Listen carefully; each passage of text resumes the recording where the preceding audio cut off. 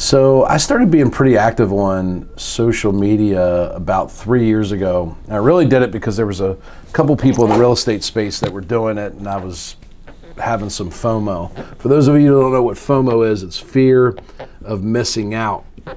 So I started doing some Facebook Lives, and I would literally just talk about basic real estate stuff, like how's an appraisal work, what's a home inspection like, how much does it cost to update a kitchen, what's the best way to improve the value of your home, how long should you let your property on the market before you make a price drop. And about 90 days in, I ran out of like basic real estate stuff to talk about.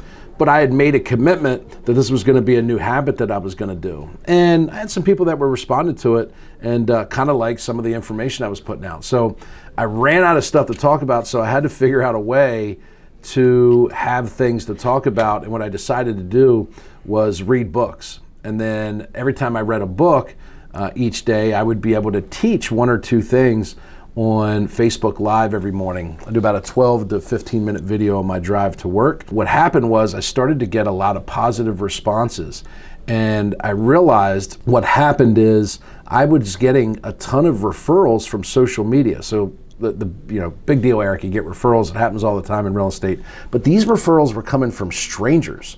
So I started to think to myself, I was like, why are people that I barely or don't know that happen to follow me on Facebook sending me referrals?